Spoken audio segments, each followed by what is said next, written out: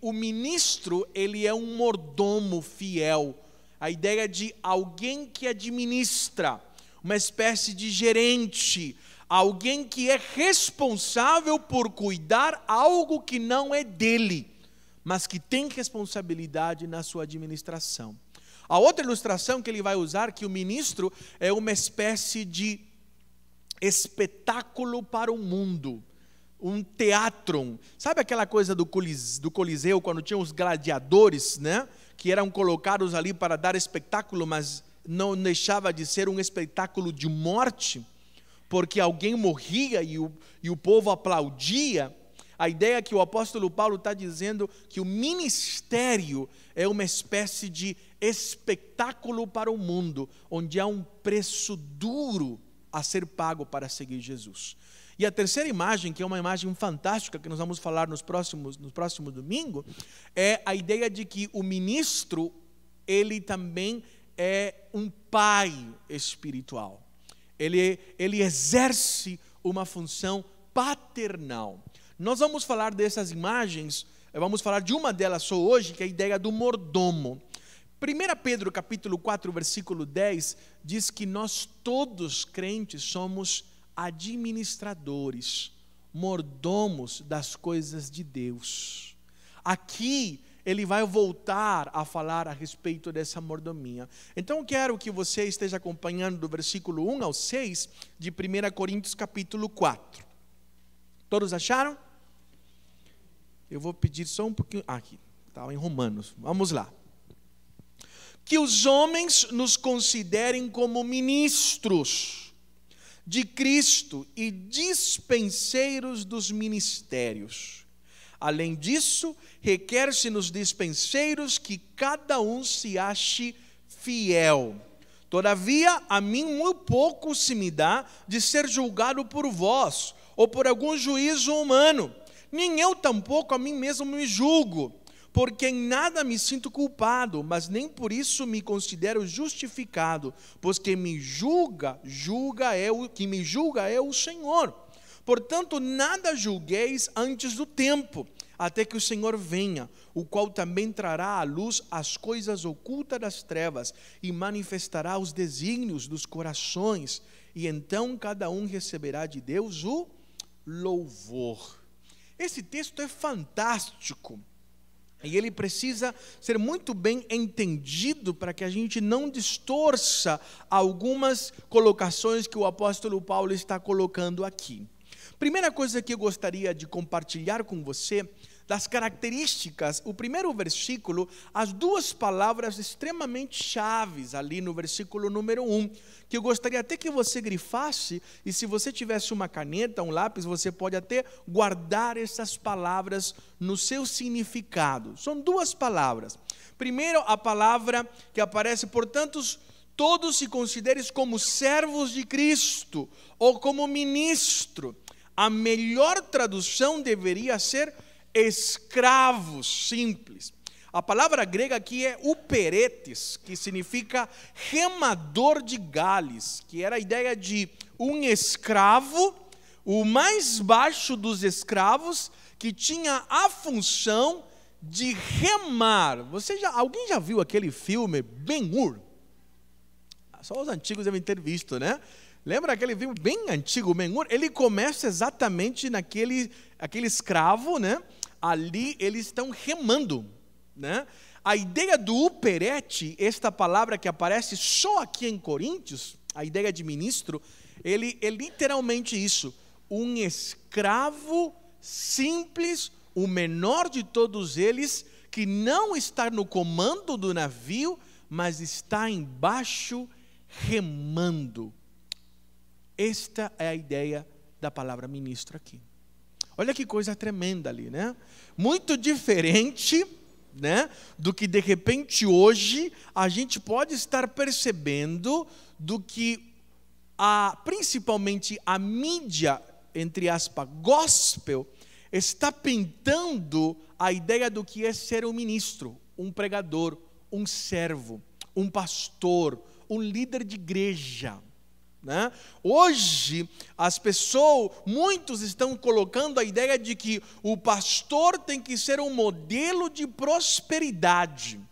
Mas o tempo todo a Bíblia, quando fala do ser líder, do pastorado, do presbitério, né, é a ideia de aquele que é servo. É o modelo de serviço. E é isto que a palavra está sendo usada aqui.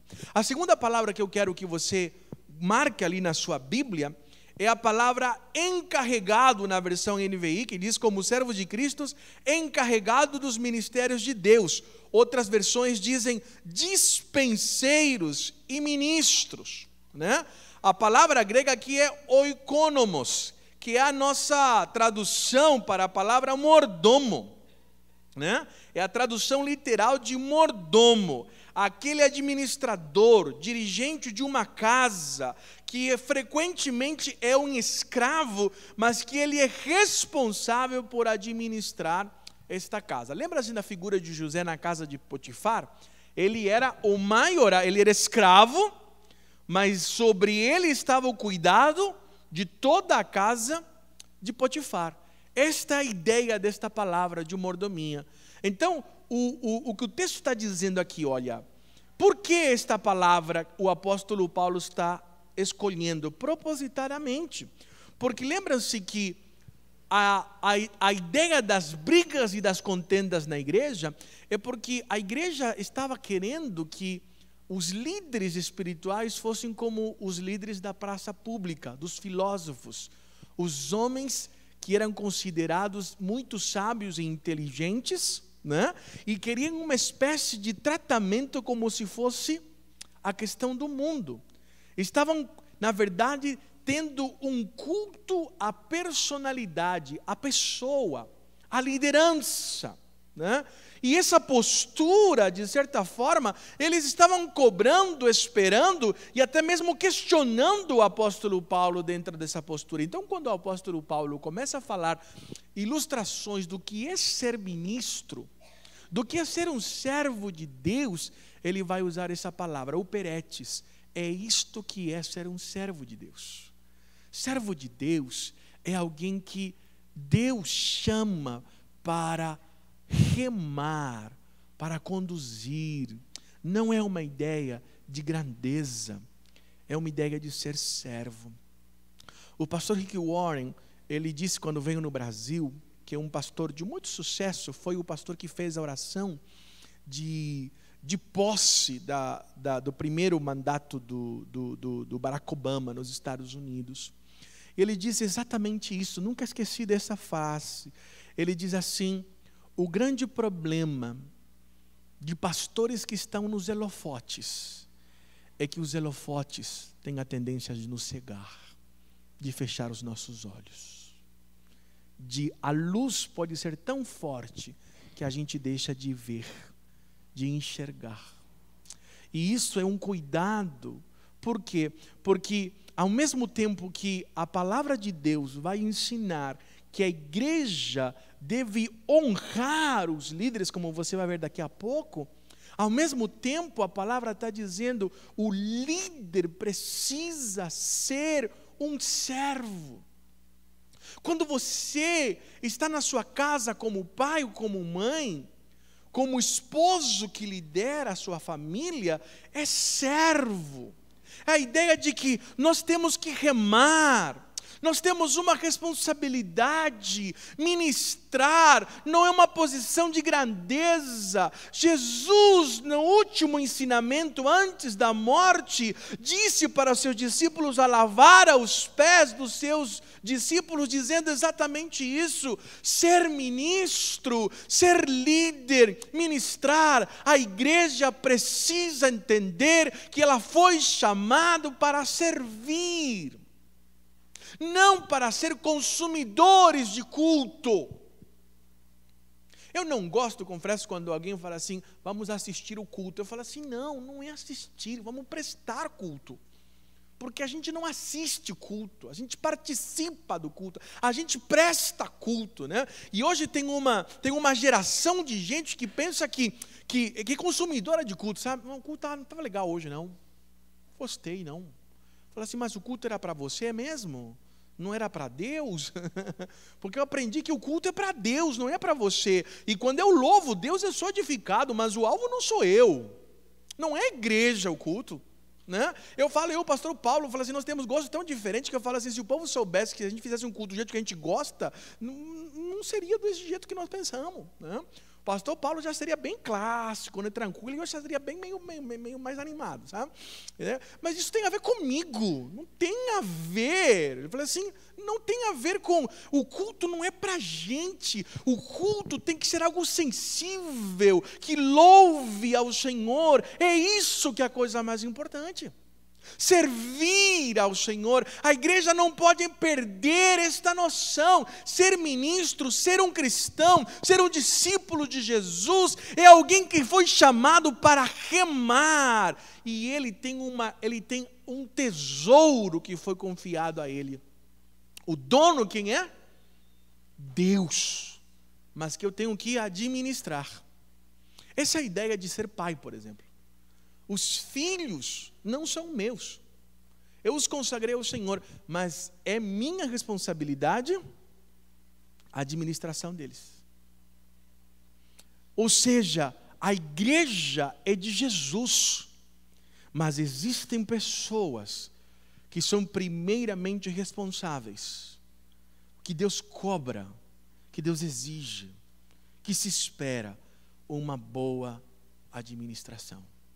Em outras palavras, os ministros são obreiros, é um escravo que deve obedecer às ordens do seu Senhor. Como é doído isso? Como é doloroso isso? Por quê? Porque poucas pessoas entendem e compreendem que as nossas posições não têm a ver com a gente. As nossas posições têm a ver com aquilo que Deus está dizendo, e não com o que eu acho ou deixo de achar. Por isso que eu digo que eu sinto saudade dos cristãos dizerem assim, o que a Bíblia diz sobre isso? Porque nós não somos senhores. Muito do que nós temos, os nossos bens, a Bíblia diz, foi Deus que te deu, e você precisa administrar com sabedoria. A sua família foi Deus que te deu, e você é mordomo, você requer administração sobre isso. Deus te deu os dons, habilidades, talentos, capacidade, inteligência, e você é mordomo disso. Você é um dispenseiro disso. Você precisa ser sábio na forma como você administra isso. E aí o segundo ponto sobre a questão de mordomia é que um obreiro é um escravo que ele precisa ser encontrado fiel. Olha o que o versículo 2 vai dizer assim: o que se requer destes encarregados é que eles sejam fiéis, que ele seja fiel. Eu sou um mordomo, eu tenho que administrar isso. Deus me deu tempo. Sabia que o tempo é uma joia preciosa que Deus te deu? 24 horas. E você é mordomo disso. Quando algumas pessoas me dizem assim, pastor, você tem assistido tal coisa? Eu falo assim, não. Porque eu não tenho tempo. Algumas pessoas me perguntam assim, pastor, ouvir música secular é pecado? Sabe? Pagode, rock, aquela coisa toda. Eu digo assim, olha, eu vou te responder de uma forma diferente. Fala assim, as letras de uma música vão decidir se uma música é boa ou ruim. Porque música por música, se você não conhecer e não ligar, você não vai saber se ela é boa ou ruim. Ela é música. Existem ritmos que nos ajudam a contemplar melhor Deus, né? E existem ritmos, e já existem estudos, o Paulinho fala melhor do que isso, do que eu, mas a música mexe com as nossas emoções. Se você escutar um... você vai perceber daqui a pouquinho, você está assim, já, sem perceber. É verdade, né? Ela mexe com você, ou não? Assim como uma música serena, ela vai, né? Eu estou com uma música aqui do Thales que eu estou pensando, Deus quer o melhor de mim. Eu estou assim pensando, desacelera. Agora bota um rockão para você ver, você fica meio, né? A música tem esse poder. Mas letra age no nosso cognitivo, na nossa capacidade de pensar. Então, eu não posso dizer se uma música é ruim ou boa, a não ser que eu conheça a letra. Mas falando do ponto de vista de música secular, eu trato e digo assim, olha, eu não tenho tempo de ouvir música secular. Por que eu não tenho tempo? Porque eu preciso escolher se eu vou entrar no meu carro, que é o único tempo que eu tenho de ouvir música, se eu vou ouvir músicas que vão edificar a minha vida, ou vou ouvir uma música qualquer, que vai me gerar qualquer tipo de emoção. Eu não tenho tempo para isso. Então é uma escolha, na verdade, a música nem sempre se é o certo ou se é errado, mas é uma música entre o melhor, o excelente, o que edifica e o que não edifica. Então, para mim, não cabe um crente que fica o tempo todo no pagode, no rock, aquela que eu falo assim, esse não está investindo o seu tempo de forma adequada. Eu penso dessa forma. Não está. Porque não tem tempo.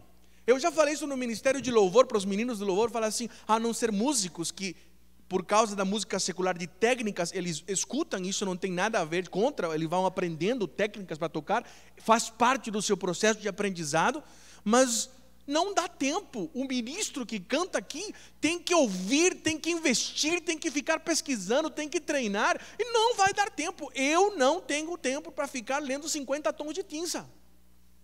Não tenho. Desculpe lhe dizer, não tenho. Nem Harry Potter. Não tenho tempo.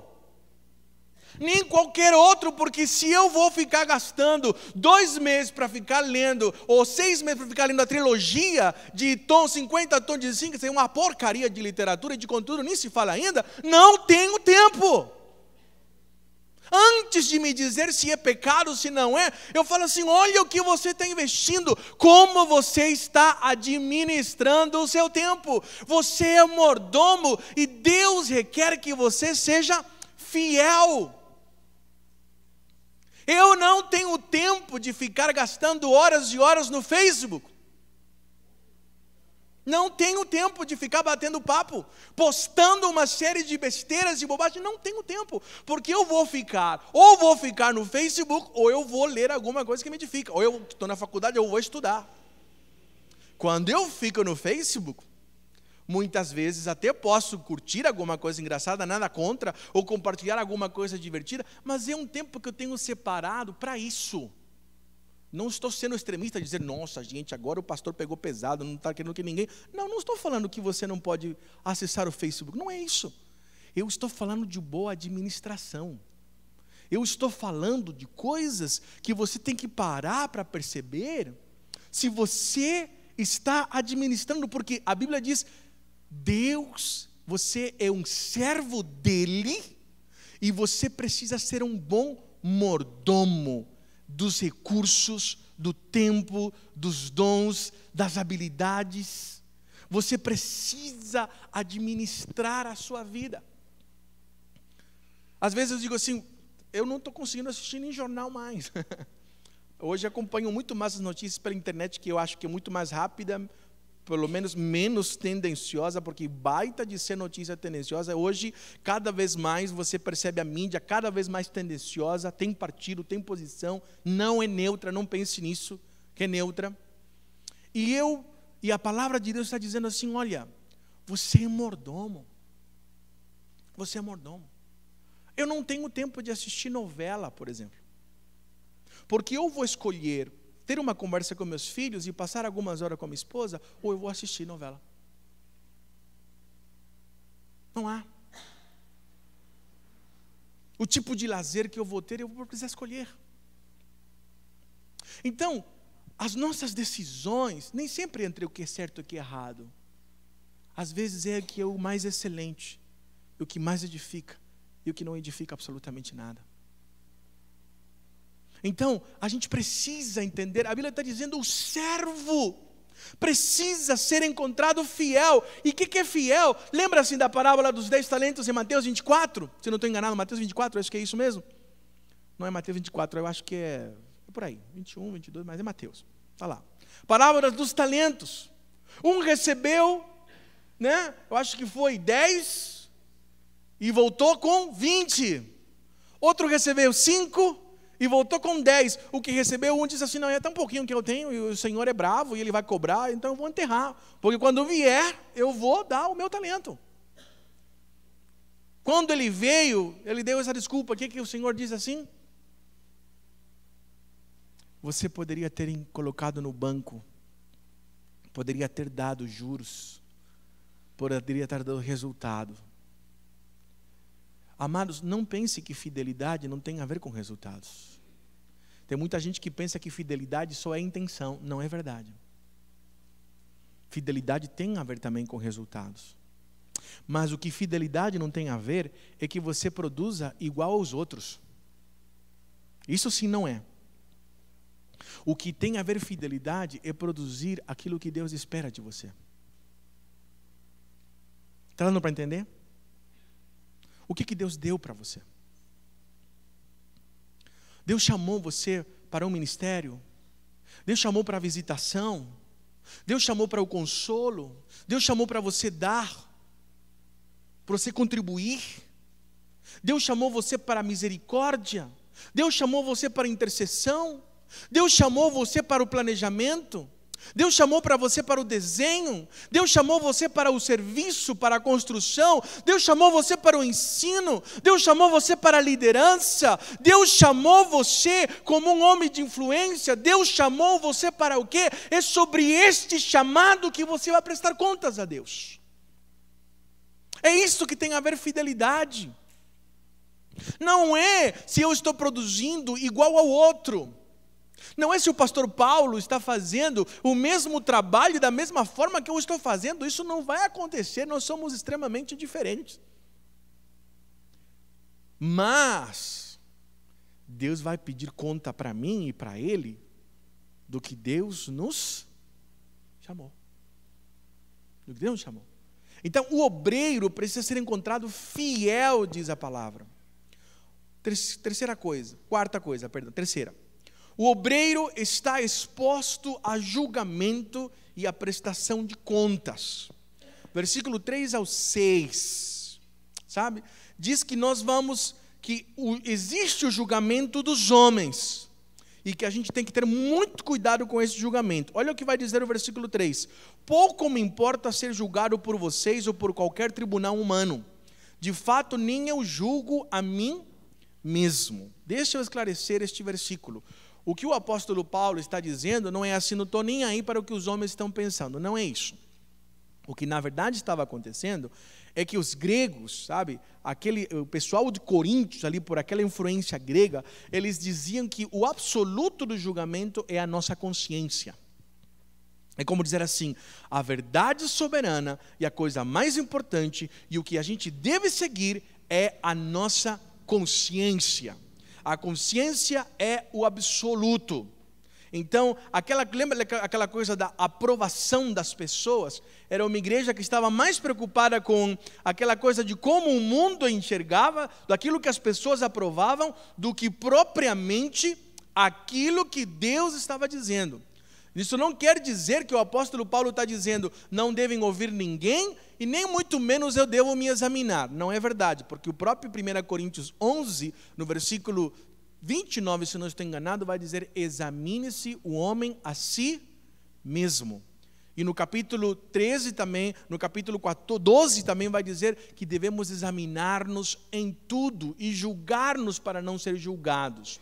Então, não está querendo dizer, o que ele está colocando aqui é o padrão de que ele estava sendo julgado pelas pessoas, sendo acusado sem ouvir, e ele está dizendo, olha gente, o que eu estou falando não é uma autodefesa por causa das acusações de vocês. Porque há um tribunal maior que é o de Deus, ele vai falar na frente. Mas, o que ele está dizendo aqui, gente, nós não podemos ser apressados nesse julgamento em relação às pessoas. Nós temos que ter muito cuidado. Eu digo assim, existem dois extremos. ou ir em função do que todo mundo está dizendo. Ao outro extremo, eu não ouvi ninguém. A Bíblia diz que na multidão de conselheiros nasce um bom projeto, mas também diz que nós devemos obedecer a Deus antes do que aos homens. Ela também diz que nós não devemos julgar uns aos outros, mas também ela diz que nós devemos discernir e não suportar e tolerar o erro, como nós vamos aprender quando chegamos no capítulo 5, que fala de um caso de disciplina que precisa ser tratado. E está dizendo, é vergonha que no meio de vocês não percebam que isto não tem a ver com as coisas de Deus. A Bíblia vai falar a respeito disso. O que o apóstolo Paulo está dizendo aqui é um julgamento irresponsável, sem conhecimento de causa, sem compreensão, sem verificação, à pressa de todas estas coisas. Por isso que ele está dizendo no versículo 3b e a 4, que vai dizer assim: de fato nem eu julgo a mim mesmo, embora em nada minha consciência me acuse, nem por isso justifico a mim mesmo. O Senhor é quem me julga. O fato da minha consciência não me acusar não significa que isso não esteja contra. Ele está dizendo, é verdade, eu tenho uma consciência limpa, tranquila, mas nem por isso significa que eu não seja pecador. Nem por isso significa que eu não seja devedor. Não é que eu não tenha erros, mas eu estou dizendo, a minha consciência não me acusa, mas ela não é absoluta. Tem muita gente que fala assim, estou tranquilo, estou em paz, estou feliz, portanto, vou continuar errando. Eu falo assim, aí que é o problema. Não é a questão apenas da sua consciência. Se a palavra já está dita claramente, você diz, não tenho consciência, sinto lhe dizer, a sua consciência está totalmente cauterizada. Porque assim, minta para a sua consciência, e essa consciência começa a mentir você. Começa a chamar uma mentira de verdade, você começa daqui a pouco a acreditar nelas. É igual ao mendigo. É igual àquela pessoa que está suja, está tanto tempo na sujeira, que ela não consegue sentir mais, né? Já perdeu a sensibilidade, porque ela está tão acostumada ao erro, que ela não percebe mais. Isso é fato, isso é fato. Por isso que a Bíblia diz assim, olha, há muitos que têm a sua consciência cauterizada. Então, tenha muito cuidado com essa questão de achar a consciência. Não vá o tempo todo pelo que os outros estão dizendo. Mas lembre-se da ilustração que eu digo para você sempre. Olha, se uma pessoa te diz que você tem rabo de cavalo, escuta. Escuta.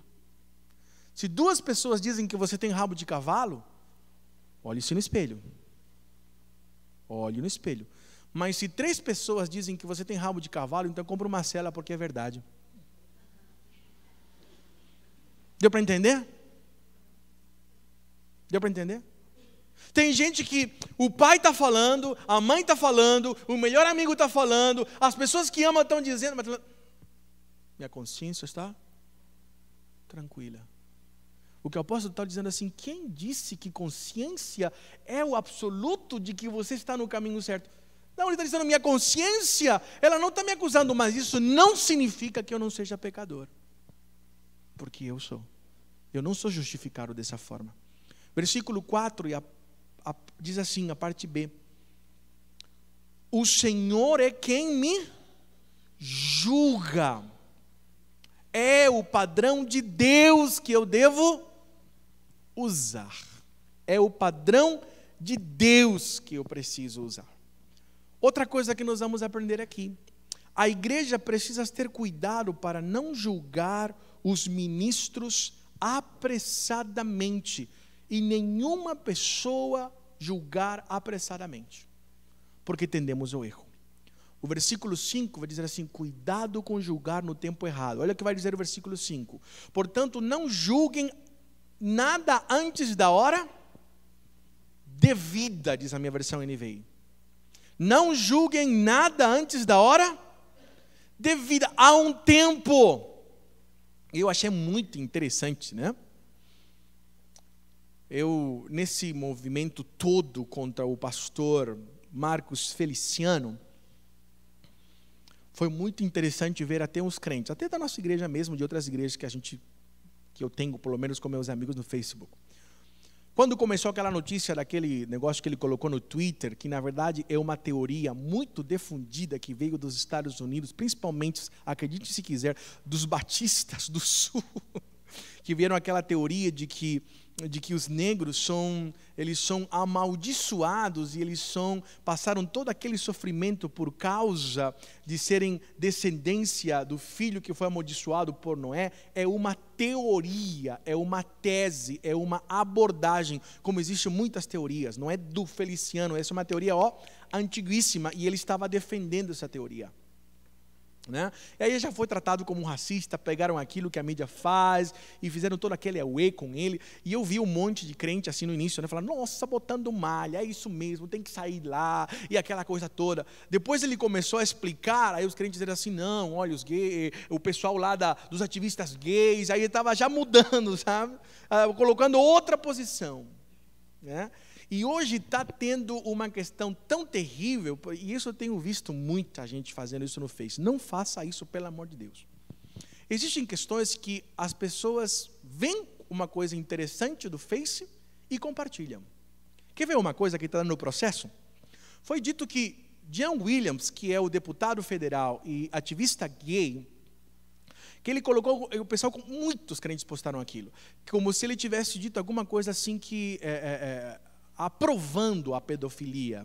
Não lembro a frase que foi colocada, mas que ele disse e tal, compartilha, como que vai, aí o pessoal compartilhou isso a rodo. Ninguém sabia onde veio, mas colocaram. Depois também a Xuxa disse uma coisa que o pastor Feliciano tinha dito, de que as crianças aidéticas não têm alma e são amaldiçoados. Que monstro terrível aquele. De onde essas pessoas pegaram essas informações? Primeiro, essa informação de John Williams é falsa. Ele nunca disse aquilo. Isso foi tirado de uma página falsa do pastor Silas Malafaia. E o John Williams está processando o Silas Malafaia por causa disso.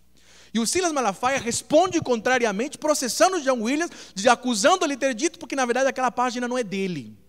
Aí vira processo. E os crentes compartilham como se tudo tivesse sido deles. Mas ninguém sabe. A mesma coisa de casos como de doenças, né? Doença não sei o que, não sei quanto, e fala, aí o crente compartilha aquilo ali como se fosse verdade. Não conferiu cientificamente, não foi nas fontes e é tudo mentira. Então anda compartilhando, colocando frases do que disse, né? E são colocados de frases que são falsas de pessoas, e eu imagino qualquer dia eles falam assim, olha, pastor Fernando disse tal coisa, eu não disse nada daquilo, e vai compartilhando. Você não pode agir irresponsavelmente desse jeito. Muito mais quando se fala de um servo de Deus.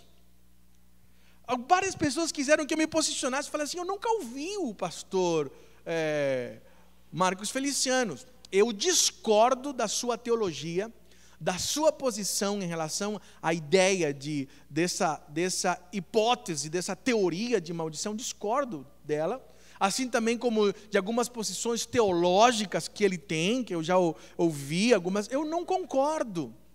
Mas a posição que ele está levantando-se em relação à homossexualidade, aquilo que a Bíblia diz, que todo cristão defende, se posiciona, de dizer que a homossexualidade é pecado, que amamos o homossexual, que nós não rejeitamos o homossexual, mas que nós temos o direito de posicionar-nos contra o divórcio, contra o adultério, contra a homossexualidade, contra o alcoolismo, contra a mentira, contra todo tipo de roubo, contra o descomprometimento, e inclusive me posiciono contra os pastores que usam da fé para tomar o dinheiro do povo irresponsavelmente e antibiblicamente. Tenho minha posição contrária em relação ao pastor Feliciano nesse sentido, a forma como é feito aquilo. Mas ele é um servo de Deus. E quando se fala de alguma posição que defende na questão da Bíblia, não é o Feliciano que está defendendo isso, gente. É a Bíblia que está defendendo aquilo. Então nós precisamos ter clareza em relação a isso. Agora, como cristãos, às vezes nós ouvimos coisas, você ouviu o que foi dito? E aí vão colocando, contaminando aquilo, né? E o pessoal não leva a sério. Gente, quem disse que Facebook não influencia? Então não bote. Não coloque. Tudo que você vai colocar influencia. Tudo que você diz, tudo que você escreve, tudo que você fala, vai colocando, vai influenciando. Há lugar para todas as coisas. E aquilo, o nosso silêncio, a forma, muito cuidado. Por exemplo, nem sequer eu compartilho coisas de a menina não sei o que está doente, porque muitas vezes eu sei que não é verdade aquilo. Eu já recebi tantos e-mails falsos que quando eu vou pesquisar, né, e você vai começar a pesquisar se aquilo de fato é verdade, é tudo mentira. Mas você está compartilhando e disseminando uma série de informações falsas. E que hoje isso está no processo judicial. Né? O Silas processando o John Willis e o John Willis defendendo o processamento hoje, porque hoje a moda é processamento, não existe isso, né? Processos. Então, muito cuidado com as páginas falsas. Cuidado com você ficar falando de coisas que você ouviu do outro, que você leu do outro, sabe? A gente precisa ter cuidado com aquilo. Nós não devemos ser apresurados a julgar, a posicionar. Cuidado com ouvir dizer. Na igreja existe um negócio desse, né? Estão dizendo. Eu já na igreja ouvi várias vezes, pastor, a igreja disse isso e aquilo outro. Aí eu vou pregar, é 2 pessoas. Mas o pessoal diz a igreja. Entra todo mundo no balaio. Tá? Por favor, nós precisamos ser sábios, responsáveis. A Bíblia está dizendo, existe um tempo, é o tempo adequado, é apropriado, veja as informações, a própria lei diz, você é inocente enquanto não se prove o contrário. Mas parece que os crentes vão só em cima de boato, em cima de opinião, de julgamentos. Por favor, tenha muito cuidado com isso. Ouça, se você está, ore, clame. Eu acho que nós precisamos orar pelo pastor Marcos Feliciano. Tenho minhas posições doutrinárias diferentes dele, mas aquilo que eles estão fazendo com ele é uma tremenda covardia de mídia, sabe? Do posicionamento. Não é uma defesa, sabe? É uma defesa do que a Bíblia está dizendo. Do que está dizendo. Então, eu não estou dizendo, amados, que nós temos que ser desrespeitosos. Eu não estou dizendo que a gente tem que ser cruel. Eu estou dizendo que a Bíblia nos deixa claro que existem posições que são claras e que educadamente, elegantemente, nós precisamos colocar a nossa posição. Mas você tem que ter muito cuidado. Quando se trata de um servo de Deus, quando se trata de um homem, você tem que ter muito cuidado das posições, das coisas que você fala. Porque a Bíblia vai dizer que nós temos que ser responsáveis com isso. Não julgar os servos de Deus pelos critérios errados. Irmãos, versículo 6. Apliquei essas coisas a mim e a Apolo por amor a vocês, para que aprendam de nós o que significa não ultrapassem os que está escrito. Não ultrapassem aquilo que a Bíblia diz. Não ultrapassem aquilo que é claro, aquilo que é concreto. Por favor, não vá nas interpretações. Por isso que é muito importante, amados, nós sabemos ouvir. Eu já errei muito. A começar no casamento, eu estava falando isso com a Jaque e o Jader hoje. Quanto a gente erra por causa disso, né? Como a gente erra quando a gente brinca de psicólogo. Sabe o que é brincar de psicólogo? Eu sei porque fulano de tal disse isso. Eu sei porque fulano de tal estava assim. Deve ser por causa daquilo outro, e a gente começa a interpretar. E julga, e já condena, já diz o que é, e nós passamos por vezes longe daquilo que de fato está acontecendo. Por isso, nós precisamos ter sabedoria, não ter pressa. poder estar em espírito de oração, entendendo que nós precisamos ter cuidado. Não julgar com motivações erradas. Assim ninguém se orgulhe a favor de um homem em detrimento do outro. Não se orgulhe por causa do fracasso de outro. Tem gente que fala assim: ainda bem que tem gente pior do que eu. Já viu isso? Eu não estou tão ruim assim. Eu acho impressionante quando os crentes são disciplinados e exortados, sabe? O crente, quando está errado e exortado: mas por que, pastor? Como assim? Tem gente que faz coisas piores do que eu. E aí? Não estou falando com o outro, falando com você. O que tem a ver o outro nessa história agora? É com você. O outro você nem sabe o que aconteceu. É com você mesmo. Porque não é o outro que eu estou exortando, é você. E eu tenho autoridade sobre a sua vida. Quando você decidiu aceitar Jesus, você se tornou membro desta igreja, você sabe disso. Eu tenho responsabilidade sobre a sua vida. Os pastores, a liderança, a forma como nós vamos fazer, aí vai dizer, aí é claro, a gente não vai ficar expondo você aqui, sabe, humilhando você, fazendo fofoca, mas dizer que a gente precisa dizer, você está no caminho errado, e eu não fizer isso, o pastor Paulo não fizer isso, nós vamos dar conta a Deus. Agora, se você coloca um negócio desse publicamente, a exortação como que tem que ser? Me responda, igreja. Publicamente. Porque o seu erro foi público. E todos precisam aprender. Então não venha com esse negócio de, ai, que foi exposto. Não, quem se expôs foi você mesmo. Foi você. Agora, em detrimento de outro, humilhar, aquelas coisas como estava acontecendo na igreja, não, eu sou de Apolo, não sou de Cefas, não sei o quê, não. Aí não. Alegrar-se por causa do fracasso do outro? Isso não. Eu já ouvi uma vez nessa igreja que diz assim, e graças a Deus não aconteceu isso há muito tempo, mas eu já ouvi quando eu cheguei aqui, pastor, olha, quando a assembleia que mais lotava, era quando alguém ia ser excluído. Vinha um monte de gente para ouvir. O que aconteceu? Olha que absurdo. Eu digo assim, a gente tem que ficar chorando mesmo. E lamentando. É a minha família, é o meu corpo, sou eu que estou sofrendo. Como assim?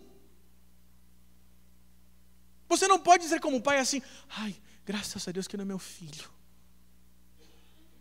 Não é seu filho? Mas você, porque não é seu filho, não tem que lamentar? Nós somos um corpo em Jesus, somos da mesma família, é com a gente que está acontecendo. Quando eu vejo o filho do outro, eu tenho que chorar pelo outro, eu tenho que lamentar, eu tenho que agir, eu tenho que pedir sabedoria de Deus. Mas a palavra de Deus diz claramente para nós, nós somos ministros, somos servos. A nossa posição, aí vai dizer Gálatas, não corrija o outro como se você fosse superior. E quando você corrigir, cuidado com você mesmo, para que não seja que você também caia. Gálatas capítulo 5. Se não é 5, é 6, porque eu esqueço, mas você aqui está lá, Gálatas. Versículo 1 ao 5. Acho que é o 6, na verdade. Mas está lá. Por isso, eu digo para você, igreja, a igreja, nesse momento, está precisando de disciplina. A igreja, os nossos filhos, estão precisando de disciplina. Eu nunca falei tão abertamente sobre essas coisas na igreja, porque não dá. Os crentes não estão entendendo o que é amor, o que é pastoreio, o que é vida cristã, o que é responsabilidade. E eu dou glórias a Deus porque essa passagem bíblica veio, né? Ela veio sem eu querer, porque ela veio. Né? O pregar expositivamente maravilhosamente por causa disso. Ela veio porque nós estamos pregando expositivamente. Mas é porque nós precisamos. Quando eu falo nós, estou aí. Estou junto. Mas a palavra de Deus diz: nós precisamos ouvir o que Deus está dizendo. Deus nos chama ao arrependimento e a conserto primeiro da nossa vida. E quando fala julgar aqui na Bíblia, não está falando de você ficar o tempo todo vigiando o que o outro está fazendo. Não é isso, irmão. Isso não é espírito de Cristo. Esse é espírito de acusação. Não é essa a ideia. Mas a Bíblia está dizendo que se eu vejo o outro errando e eu não faço nada, a Bíblia diz que eu também peco. Porque quem sabe fazer o que é certo e não faz, também comete pecado. Espero que a igreja entenda essa palavra pastoral. Espero que vocês abracem isso. Espero que você tenha um olhar de amor. Espero que você entenda que não é só sua consciência, é o que a palavra de Deus diz. Espero que você tenha um olhar amoroso e compassivo com aquele que erra. Mas amor e compaixão não significa não dizer o que está acontecendo. Amor que não tem disciplina não é amor. Hebreus capítulo 12. Porque qual é o pai que não disciplina seu filho que ele ama? Versículo 14 e 15 diz: quando a disciplina acontece, nós temos por motivo de tristeza, mas depois que ela acontece, ela produz frutos de alegria. Fortalecei os vossos joelhos vacilantes, as mãos enfraquecidas. Não sirva de pedra de tropeço para o fraco, para aquele que está manco. Não haja raiz de amargura no coração de vocês, para que por ela muitos se contaminem, afastando-se da graça. Hebreus capítulo 12 é um texto que fala muito do que é disciplina, do que é ser igreja. Vale a pena a gente dar uma lida lá em casa e meditar no que significa isso. Porque nós todos precisamos. E quando eu falo nós todos, irmão, estou junto com vocês. E o pastor Paulo eu falo em nome dele, porque são coisas que nós temos orado, nós temos conversado, nós temos sofrido. Amém, pastor Paulo? E eu fico as mesmas palavras. Nós estamos numa mesma linguagem com toda a nossa liderança. Esta é uma palavra de toda a nossa igreja, a começar em nossa vida. Então, coloco esta palavra com dureza primeiramente para mim. Mas também gostaria que a igreja entendesse isso.